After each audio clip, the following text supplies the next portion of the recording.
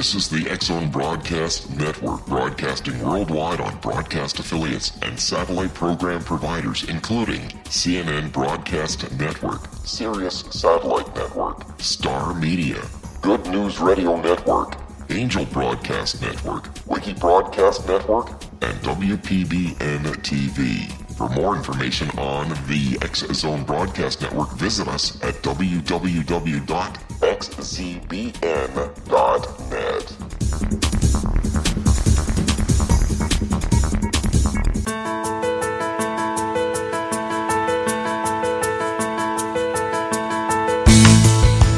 Hi, curious minds out there in Radioland. Welcome to CC with BB.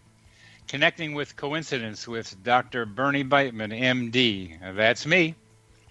This is the only radio show in the world dedicated to the study of coincidences, synchronicity, and serendipity. We are coming to you through X-Zone Broadcast Network, located in Hamilton, Ontario, Canada, and broadcasting all over the world. I'm a psychiatrist. I like to help people, and I use medications and psychotherapy. In other words, I work with both the brain and the mind. To study coincidences, you need your mind to recognize them and your brain to talk about them. Coincidences are spoken here. Coincidences alert us to the mysterious hiding in plain sight. In other words, coincidence alert us to possible causal connections not recognized by modern science. Put Connecting with Coincidence in your search engine and find my Psychology Today blog, my website, and my social media sites. Would you like to know how sensitive you are to coincidences? Go ahead and take the Weird Coincidence Survey. You'll find it on my website. Well, why study coincidences? One of the reasons, as we will learn today, is in our discussion with philosopher Michael Grosso. The coincidences have an influential role in religious thought. And we'll talk about just how that might happen with Dr. Grosso, who is also a very good friend of mine. Coincidences teach us to study probability. These low probability events make the coincider, that is the person experiencing the coincidence, more willing to believe in higher guiding intelligence. One of the stories that came out of our research on coincidences at the University of Missouri involved what we call Synchronicity Sisters, a story called Synchronicity Sisters. What happened with this woman and who was involved in it was who reported it to us. She was sitting at home with her children, waiting to pick up her husband at the local airport. As she was waiting, she received information that the plane would be late. And she began to mull over the problem she was having with her husband. He was abusive both to her and her children. And it was hard for him to stop. She'd asked him many times. They tried various means to make the relationship better, but his abuse continued. As she mulled over the problems in the marriage and the problems in the family, she received a phone call, and it was a wrong number. And for some reason, the woman on the phone just started talking about a marriage, her marriage, that was in deep trouble. Her husband was also abusive and was also abusive to the children.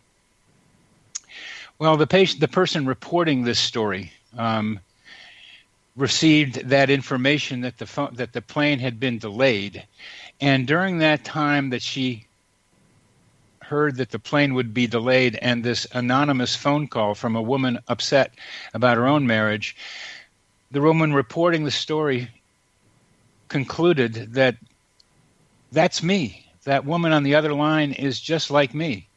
And she told me that she has decided not to see her husband anymore and to get a divorce. And that really must be the decision I make. She called her husband when he arrived at the airport and told him the marriage was over. As she thought back about it in her report to us, she said, I didn't believe in God before, but that phone call coming just at the right time, just when I needed something to tell me what I knew I needed to do, but I was afraid to. That woman's anxiety and fear helped drive me to make a decision that I knew I had to make. I now believe in God. I believe this was willed by some higher power influencing me in some way to do the right thing. Coincidences can do that to us, and they have done that to religions and religious followers over many years. We look in the Old Testament, and what do we find? An amazing coincidence with the parting of the Red Sea. How did it happen that right when the Israelites got to that shore, that the waters parted and allowed them to make their escape? And then the waters closed. That's a coincidence of colossal importance, and suggests another way in which religious stories are peppered with coincidences that help us believe, just as the woman in the story that I just told you was able to come to a belief in a higher power in God. Michael Grosso will help us understand in more detail just how it is that over the many millennia of religious activity and philosophy, religion has been influenced by coincidences. And the story of the Red Sea and stories like that will be something that we will discuss in our next segment.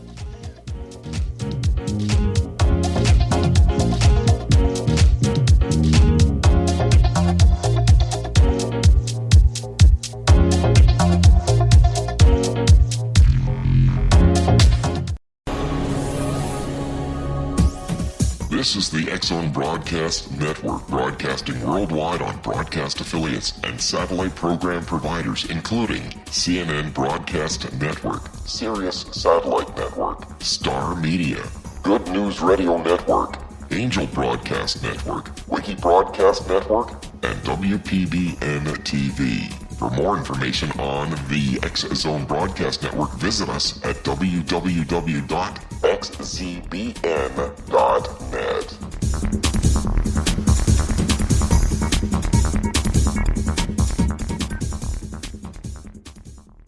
How would you like to be able to read other people's minds? Well, the next best thing is here. When you know how to read a person's name, you know how the person thinks, feels, and behaves.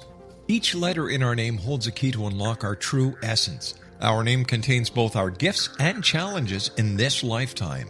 Mnemology science discovers personality secrets hidden in the placement of the letters of our names, including the first and last impression people remember about us. Sharon shows us how to interpret the arrangement of letters as outlined in her book, Know the Name, Know the Person.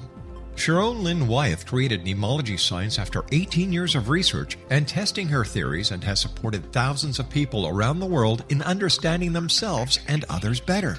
You'll enjoy Sharon's unique teachings as she shares her system to learn the gifts behind your given birth name. Even if you don't like your birth name, there are jewels in this book. If you're thinking of changing your name, ready to name your child, or wanting to get along better with others, this is the book for you. If you'd like to improve your relationships and change your life for the better, get the book today, Know the Name, Know the Person, or visit www.knowthename.com. That's www.knowthename.com. Take a step back in time and discover old Florida cuisine at Marsh Landing Restaurant in Fellsmere, Florida. Enjoy delicacies such as frog legs, gator tail, catfish, and swamp cabbage, or enjoy the more traditional cuisine such as hand-cut Angus steaks, ribs, and seafood. Join us for breakfast with a southern flair featuring sweet potato pancakes, biscuits and gravy, and much more. Planning a party? Marsh Landing's private dining rooms can accommodate groups from 8 to 80 people. While you visit, enjoy the historic pictures, artifacts, and stories that line the walls. Marsh Landing is truly a unique experience. Marsh Landing Restaurant, 44 North Broadway in historic downtown Fellsmere, or visit marshlandingrestaurant.com. Marsh Landing, Old Florida cuisine at its best.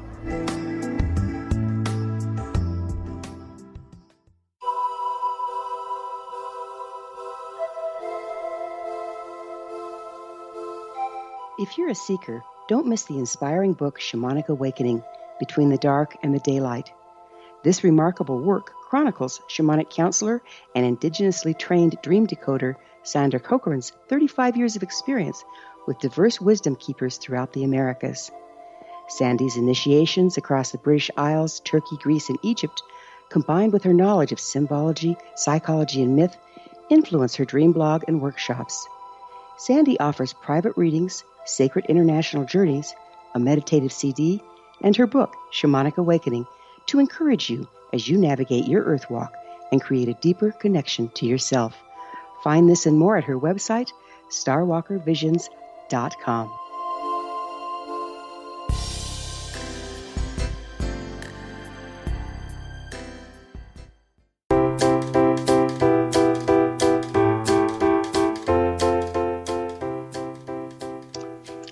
Welcome back to CC with BB, Connecting with Coincidence with Dr. Bernie Beitman, MD, the only radio program in the world that is studying coincidences, synchronicity, and serendipity. Our guest today is Michael Grosso, Dr. Michael Grosso, a Ph.D. in philosophy, a well-respected philosophy teacher, and an excellent psychological philosopher for those who seek counsel from him. He is the author of the recent book, The Man Who Could Fly, the story of St. Joseph of Cupertino, who could levitate. And we will get to psychokinesis and religion as part of this discussion. I know we will. Michael and I have met through DOPS, the Division of Perceptual Studies, here at the University of Virginia, and formed a group called the Minders, where we think about things. Us minders think about things that are related to parapsychological phenomena like psychokinesis, telepathy, and religion and psychokinesis and telepathy. Michael, welcome to the program. Well, thank you, Bernie. It's good to talk with you, and I enjoyed your introduction. Well, thank you very much. Would you tell us about a coincidence that stands out in your own personal experience? Yeah, I'd be happy to. There is one especially that I remember, especially around Christmas time. This is a sort of a romantic story. Some years ago, it was a Christmas Eve, and I was with my girlfriend, and we had gone to midnight mass together, and we kind of got into a bit of a spat. And by the time we got back home, we were feeling sort of turned off from each other. And it turned out that night was, and this is important for the story, the coldest night of that very year. It was about 0. And the apartment where I lived, which was in Edgewater, New Jersey, overlooking the Hudson River, was bitter cold. That's an important fact. So it turned out that we were so sort of irritated with each other on this holiday evening that we slept in separate spaces and glumly ended the evening together that way. In the morning, however, something amazing happened. I had a plant in the house, a Dracaena fragrans. It's a tropical plant. And overnight, it bloomed. And I was awakened in the morning by my friend who was hovering over me, and she said, "Do you smell that?" And I smelled, and the entire apartment was filled with the richest, sweetest smell that you can possibly imagine. And I looked up, and there was my Dracaena plant, had burst into all kinds of buds and white flowers. So we started to think about this thing. It blew our minds. It felt some, magical and wonderful. A plant in Arctic weather, a tropical plant flowering and blessing us, so it seemed, with these wonderful fragrances. We immediately embraced and made up. And the effect of this amazing coincidence or strange phenomenon was to bring us back together again. That's the point. Then after that, I did a little research. I went to the Bronx Botanical Gardens, and I described the plant and what had happened. And everybody that I spoke to there just shook their heads and said to me, "That's impossible. That's a miracle." That was the word that the woman used. I went around to different florists in the neighborhood and asked the same question, and they had the same response. So this is a wonderful illustration, I think, of synchronicity, or whatever you want to call it, a coincidence that certainly suggested to both of us some kind of overriding intelligence, a kind of a gift. My friend called it a Christmas card from heaven. And it was quite an astonishing experience. And call it a coincidence, I've never heard that particular plant blossoming anywhere in any time of the year. Although one person told me that she had a plant like that, and it did flower on a hot day during the summer once. The general idea of plants flowering at times of high emotion, just as birds sometimes show up at times of high emotion, most commonly at least described around death. This have been reported, of course, and maybe not as dramatic a thing as this, but the most important flower of the deceased blooms at a time during the funeral that is unexpected, a time of year that's unexpected, is not an uncommon description. But this is a little odder. You and I have been interested in trying to figure out how things like this work. So it's one thing to say it's a divine gift, which it certainly can feel like, but how do you think that happened, Mike? Well, again, I was describing how I felt. Yes. I don't really know. I find it incredible that this was just some kind of unexplained plant freak accident. It seemed that, the timing, there's something about the archetypes of timing here that may come into play. One possibility, and this is extravagant, but it's hard for me to believe that the divine being out there decided to do this just to make us two lovers feel good. On the other hand, it's not inconceivable to me that at some subliminal level, our joint PK, psychokinetic abilities, collaborated unconsciously, of course, and acted upon the plant. We have evidence of from psychical research that intentional effort can accelerate, or even if a person is depressed, retard the growth of plants. So we know that kind of PK influence is possible. So rather than drag in the divine being himself or herself, which seems wildly sort of, extravagant on our part, I would conclude that event may have been created by ourselves. Doesn't make it any the less amazing. Well, as you know even better than I, when you end up having the final cause be the cause, there's no argument. When you can say that it's God did it, there's no way of disproving that. Right. And if you want to believe it, you can. But what you and I are trying to do, and I think many others, is maybe not go to God so fast. Right.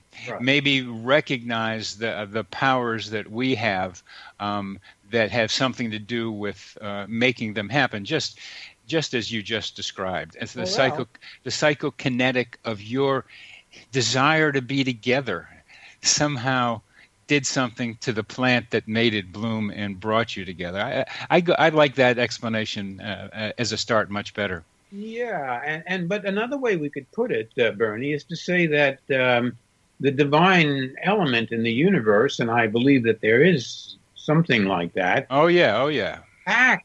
Can act through us in these ways. So it needn't be an either or. It neither be just a plea for an human capacity, but it may be a phenomenon that illustrates the interaction between human potential and something outside of us that's operating on us and through us in mysterious ways. No denying that. There's something with psychokinesis and the greater something that we're all part of that can work in synergy, and that's what you're suggesting. Yeah. Let's go on to what the main subject of this of our conversation. I really want to hear more from you about the role of religion, role of coincidence in religion. I mentioned the Red Sea parting. Tell us start telling us about the role of coincidence in religion. I'll give you an example from the book that I wrote and the case that I'm most familiar with. Of all of the saints in the history of the Catholic Church, Joseph of Cupertino is probably the most extraordinary in terms of producing all kinds of unusual phenomena. So he's a wonderful case to illustrate. And what I want to say, I want to give some examples very quickly. Of before you give the examples, give us a little background, like place and time of Joseph. Yeah, well, all right. He lived 1603 to 1663 in southern Italy during the Baroque period and during the church was, struggling at that time in the 17th century, both with science and with the Protestant Reformation. But it was also a period of rich mysticism. And the more mystical you get, the greater the number of reported miracles and strange phenomena. So Joseph was an example of an extraordinarily focused kind of a mystic. He's been called the greatest ecstatic of all times. And being in an ecstatic state seems to be empirically related to the occurrence of these unusual phenomena. Mm-hmm. Mm-hmm. Particularly the levitations, and there's no way we can talk about the levitations as coincidences, by the way. Either he was up in the air or not. That's not a coincidence. That's not a coincidence. It's a mechanism that we wonder about, but it's not a coincidence. I agree. Exactly. So that's just a little background on Joseph. And I will say this, that when you are that successful in producing amazing phenomena, it can impact on your life big time. And it did. The church kept Joseph under surveillance and practically put him under house arrest because they were afraid a guy with so much power could go off and start his own cult or his own religion. Not that he ever did. Not that he ever would. Yeah, and at the same time, he was under house arrest. Another famous Italian was under house arrest. That's right, Galileo at the very same time. And I often try to imagine what it would be like if, by chance, the two of them bumped into each other in a conversation. But what I will say then, that's a little bit on the background. Thank you. Yeah, thanks. Of Joseph. I'll just say there are three areas where there are all kinds of reports of divine intervention, miracles, and all of that, which hover in the realm of the coincidental. And my point that I want to make in terms of understanding is that these phenomena, the ambiguous cases, occur in situations of indeterminacy. In other words, where things are open, fluid, and changing, and you can't quite really explain what's going on. That's when it's as though the natural world is more malleable to these impulses to produce these strange effects. Now, the three areas are healings, and first I'll just talk about healings. Well, we're coming to the end of this next segment, so list the other two. The other are examples of, actually there's just two examples, the healings and being saved. And being saved. And by invoking St. Joseph when he was a living or even after death. And there are two types that I have singled out. Stories. Well, we're gonna end in just a minute, and so we'll get back to healing and being saved with Dr. Michael Grosso in our next segment.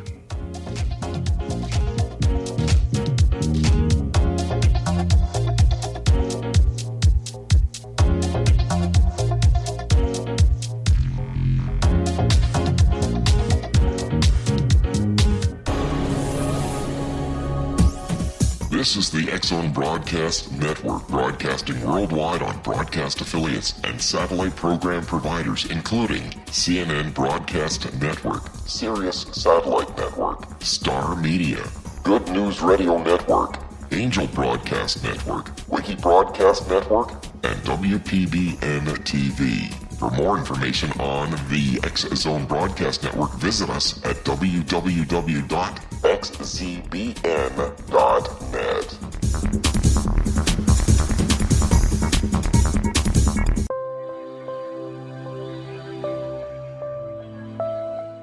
There's a legend shared by many indigenous cultures of a time when the nations were cast to the four corners of the world. Each nation was given a body of sacred knowledge that held a different portion of the truth to preserve.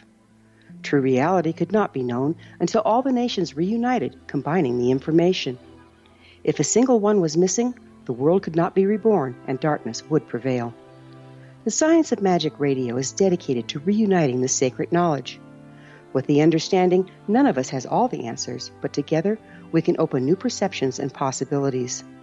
Through our combined vision, the world can be reborn into a place where darkness no longer prevails.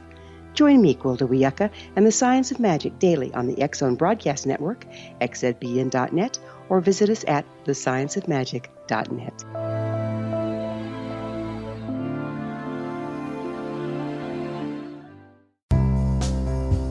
Gibbs A. Williams, Ph.D., is a practicing psychoanalyst, supervisor, researcher, and author in New York City. Much of his life has been dedicated to understanding nature and the uses of meaningful coincidences or synchronicities. His radical and original non-Jungian, non-mystical, non-magical theory of synchronicities illuminates much of the fog surrounding this challenging and perplexing topic. His ideas and manners are fresh, presented in a style that is both entertaining and highly informative. He is also an expert on crisis intervention, specially focused on violence reduction for the police and citizens, mastering anxiety, frustration, and stress without the use of medication, and effectively preventing and treating heroin addiction. Dr. Williams can be contacted at his email address at gwwilliamsny11@aol.com or visit his website at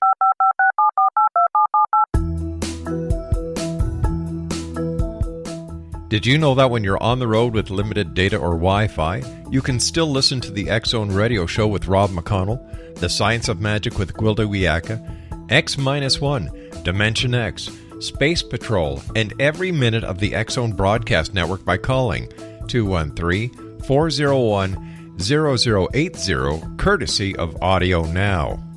No smartphone, app, or internet needed.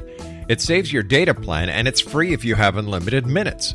Call 213-401-0080 to listen on any phone, anytime, anywhere. Remember 213-401-0080 for the best of the paranormal, parapsychology, and sci-fi radio programming anywhere, 24/7, 365.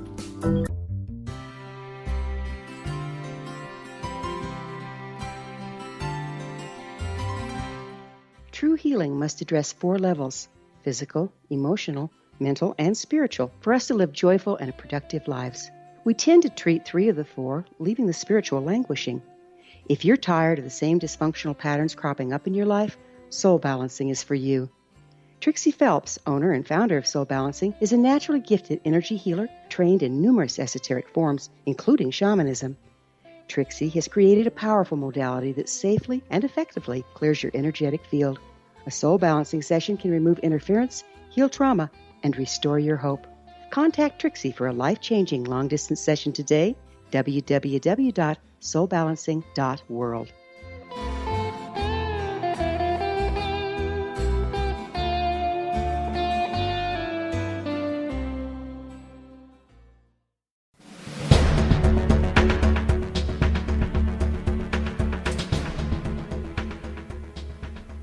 Welcome back to CC with BB, the only radio program in the world focusing on coincidences. Our guest today is Michael Grosso, philosopher, teacher, and expert in psychokinesis, among other things, talking to us about coincidences in religion. Now, Michael, you were talking about healing and being saved. They're kind of related to each other as a rich area of experience where in which coincidences are likely to happen connected to religion. Absolutely. And I want to begin with just an example of a reported miracle that I'm convinced was just a coincidence. But it illustrates how coincidence can inspire beliefs in the supernatural. Now, this just a coincident phrase, my little ears alert, because I think you're saying that it really was something that doesn't need to be explained in any non-conventional terms. Probability is the best way of talking about it.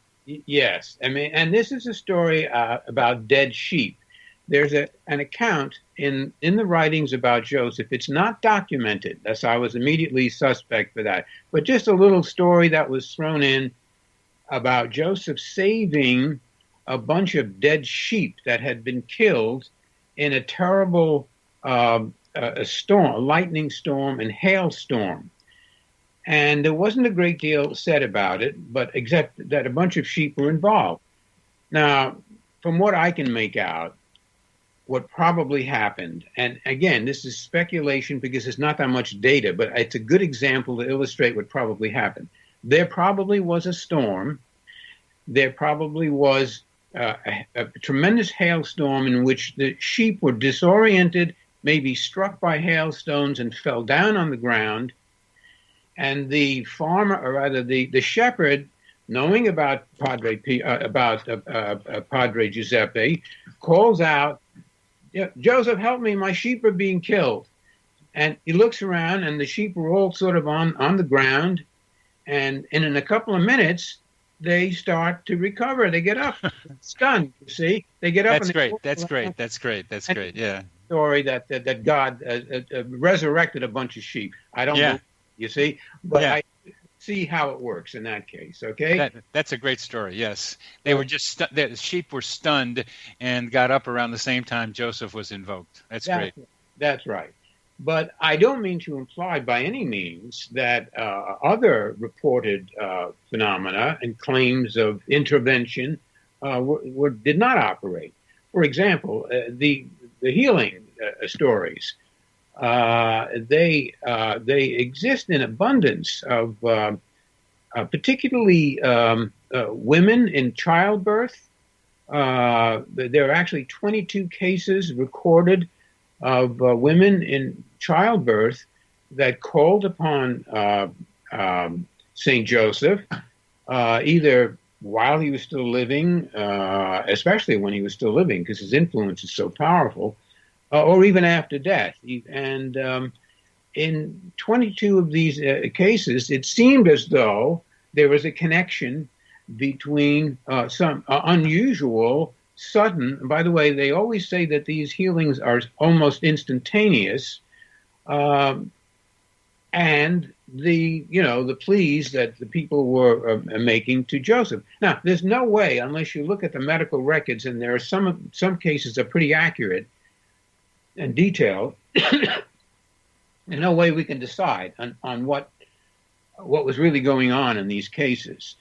But it's clear that the slightest sign of improvement after a prayer is going to be interpreted as an intervention. We don't hear about all of the stories in which people desperately pray for help and they get no response. Right. That's so important, yes. But sometimes we do, you see. And again, it's difficult to sort out. Many of the cases that have been reported, if accurate, definitely do strike me as difficult to account for in any normal way, especially the claims that these healings took place immediately. And there are other records, cases on record, detailed corroborations of healings that have indeed been virtually instantaneous. So I can't rule out. One of the things that I want our listeners to realize about you, Mike, is how attuned to supporting references to described events you are. How you in your book on Joseph and in so many other ways try to not just take somebody's word for it or somebody's some one observer. You try to get as much information as you can, and to verify whether or not something has happened that seems outstanding. And it's important to know that there are people like you who come to the study of anomalous events with a scientific mind, and you are demonstrating that very nicely in your description. Well, thank you. I think the beautiful thing is that the data is there, and it's a question of simply doing your homework. Now, there's another thing I want to talk about where the indeterminacy comes into play, but it's rather fascinating the way these wonderful coincidences apparently took place. Would you define indeterminacy, Well, please? in other words, there are two kinds of ways you can do a dice throwing experiment. You can try to influence the fall of dice as the dice are being shaken up and moving through space. And you can also try to take a die that's sitting down still and try to move it by PK. It turns out that the latter is very difficult. But when a die is in motion, it is more indeterminate what the outcome is going to be. Is it going to land? It's going to become a 2 or a 6 or a 4. You see, no one knows. It's in motion. And so that indeterminacy allows for an influence to be more effective. Well said. And so this is the interesting thing that I wanted to describe was Joseph's practice. He would write down little sayings from St. Francis, who was his hero, in his own handwriting, and he would cut these bits of paper up, these little quotations up, and he would hand them to people and tell them to use them in an emergency. And the idea is to get rid of them in an emergency. For example, there are several stories of individuals being caught in storms at sea and feeling as though they were going to be submerged and lose their lives in a terrible storm at sea. I'm hearing Jonah in the whale right now. Okay. I didn't think of that. But this is what's involved here in the stories that I've read involve throwing the written blessing into the sea. I don't know. Throwing Jonah into the sea. That's right. Yeah. However, but and then they come back. The storm suddenly stops. You see. That's what happened with Jonah. That's right. Or there's a wonderful story of again a whole family going along on a donkey and getting in a cart and getting caught in a storm where the donkey and the cart practically toppled into a ravine, and at the last minute they're crying out for help, and suddenly the whole vehicle is free, and so on. Again, you have to look at the details and make the calculations. Yes. But what I'm saying is that it's in these critical situations that the calls are made and the astonishing events take place. There's one other thing I wanted to on that. My way of having said that, indeterminacy, which is a nice summary of what I've been trying to say, is that coincidences are more likely during times of transition, high need, and high emotion. And what indeterminacy does, particularly with your dice in the air analogy, is sharpens my words into something more descriptive and visualizable. Indeterminacy with dice in the air is a great way of describing what I have been describing with different words. Which, by the way, Bernie, touches on another theme that we've discussed in the past, and that is if you want to take place. In other words, if you're looking for a mate, it's no use sitting at home and staring at movies. You got to go out and interact with the world and increase the likelihood where the unpredictable might happen. Oh, that's good. That's good. The way I say it is the dog that trots about finds a bone. That's right. You've got to be moving, creating indeterminacy, which increases. That's nice. That's much clearer than the way I was talking about it. So There was one other thing I just have to mention in this context here, and it's a phenomenon that we're all familiar with. And I think this may be another illustration of a false interpretation of the miraculous. Uh-huh. Over and over again, we hear stories of people escaping with their lives in terrible accidents, or, some maniac comes into a scene and shoots a bunch of people up, and one person escapes by the skin of their teeth. Over and over again, and it's perfectly natural, I'm not criticizing it, people will emerge from such experiences with the impression that that God chose them to survive. They feel gratitude to God, who they feel saved them. That always struck me as understandable, but also somehow narcissistic and incredible. I mean, why? Why you? Yeah, exactly. Why, 50 people got murdered and you escaped. And gratitude, yes, but to imagine that God picked you out, but that's how people feel. That's my point. Well, what's the other option? The other option is random, and that's no fun. The other option is common sense. They got lucky. Well, that's what I mean by random. It just didn't happen. But even the word lucky implies something that the person is doing. Yeah. That the lucky person, if you look at the research on luck, the lucky person is one who tends to feel he's lucky. You get more luck happening when you think you're a lucky guy. Well, I think you're right about that. I was very lucky when I was a poor college student. I used to play poker to make up for my poverty, and I was an incredibly lucky dude. Well, I think you had a need there, and I think you were amped up. I was impoverished, and I needed some money to buy cigarettes. So I won in poker.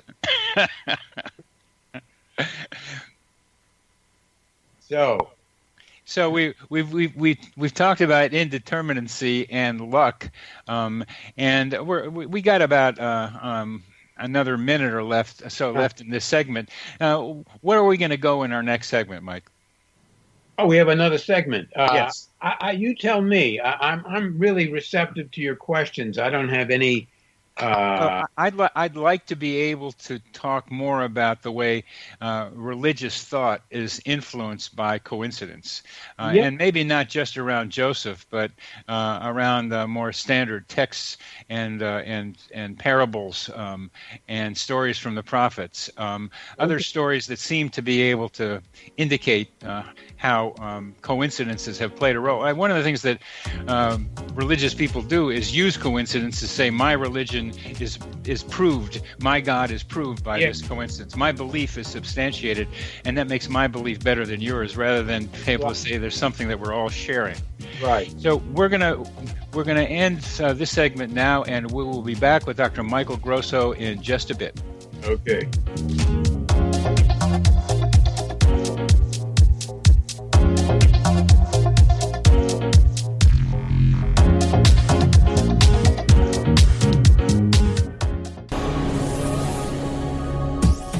This is the X-Zone Broadcast Network, broadcasting worldwide on broadcast affiliates and satellite program providers, including CNN Broadcast Network, Sirius Satellite Network, Star Media, Good News Radio Network, Angel Broadcast Network, Wiki Broadcast Network, and WPBN TV. For more information on the X-Zone Broadcast Network, visit us at www.xzbn.net.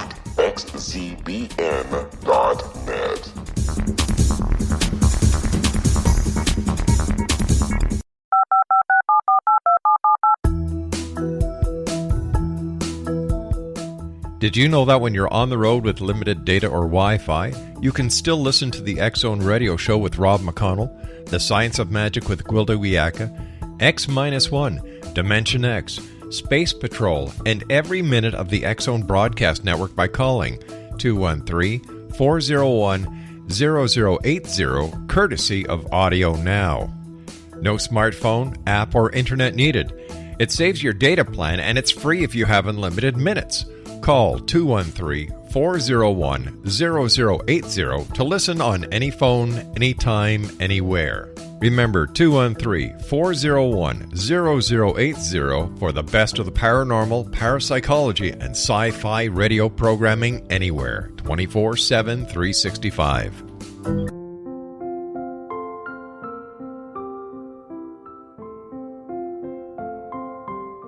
I am Dr. Carl O'Helvey, founder, president of a new cancer foundation focusing on evidence-based physical, mental, and spiritual interventions, including natural cancer cures, prayer, meditation, affirmations, nutrition, and other related holistic cancer prevention and cure modalities.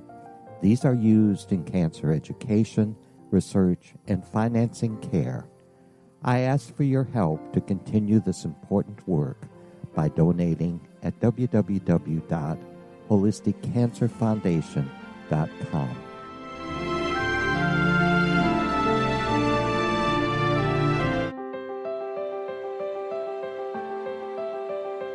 Wouldn't you love to know the secret to everything? I'm Dr. Kimberly McGeorge, and on The Secret to Everything, we will merge the practical with open investigation into all realms of the mysterious.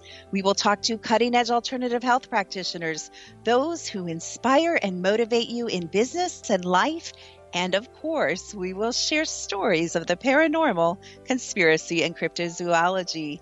You will transform because of the frequency I carry, the frequencies my guests carry. Life may never be the same after you listen to this program, for the secret to everything is for you, the listener, for those who desire more in every area of their lives and believe that it can still be found. Listen and discover thesecrettoeverything.com.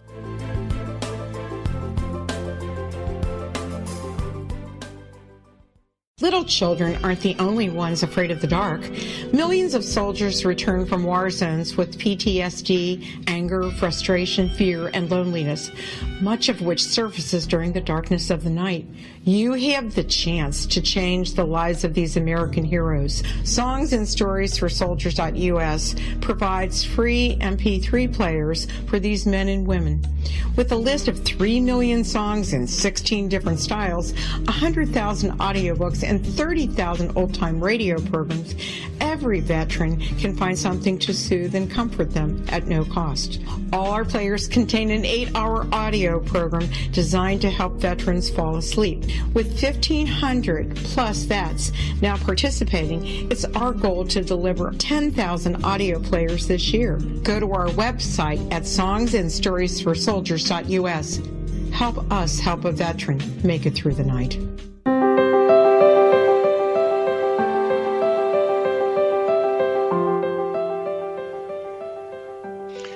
Welcome back to Connecting with Coincidence with Dr. Bernie Beitman, MD.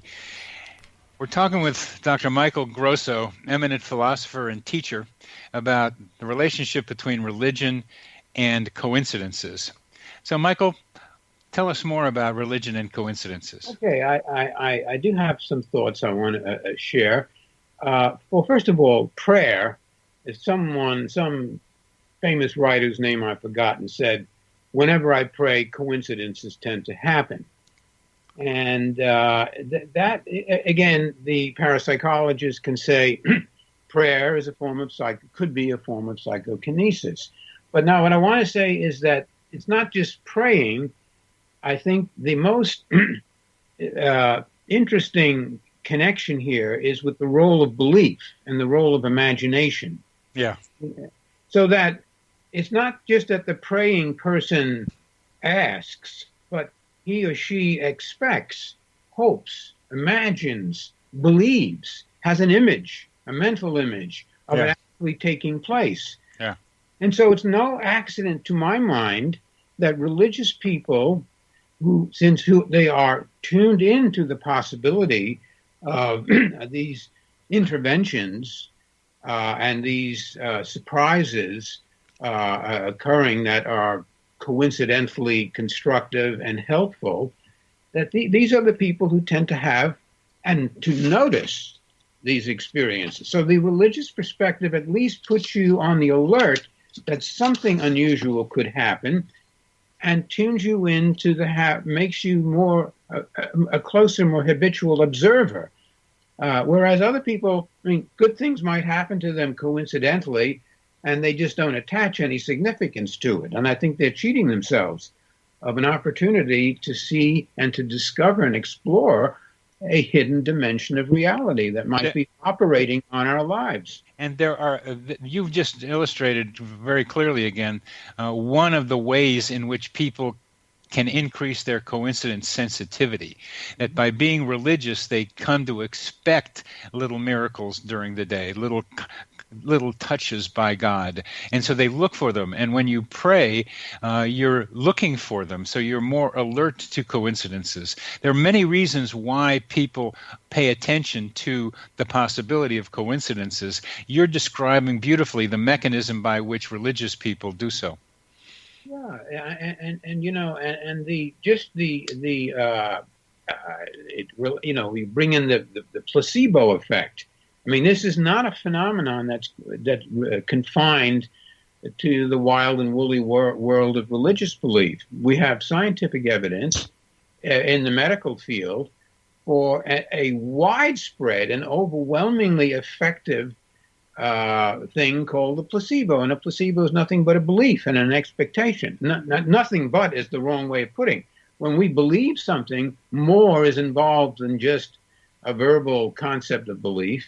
But as I said, expectation, imagination, all of these psychic and psychological processes that seem to mobilize the unconscious, the subliminal mind, and help maybe to liberate these forces and make these things happen. A key aspect of my giving medications to patients is trying to augment their expectation of a positive response. Right. And that's certainly a part of it. And it's I think this convergence of science and religion through the placebo effect is a very important idea that we should dwell upon and emphasize. Don't you think, Bernie? Yeah, and I hadn't thought about placebo as a link between science and religion. And it has to do with how belief helps to create reality. Exactly. You said it perfectly. And I mean, that old New Age chestnut about creating reality can be overstated. Oh, yes. And can be very silly and naive in some contexts. On the other hand, there's a lot of hard evidence and good reasons to believe that we are constantly, by choosing to emphasize thinking and feeling about certain things, we are creating our future. We're shaping our interactions with the world.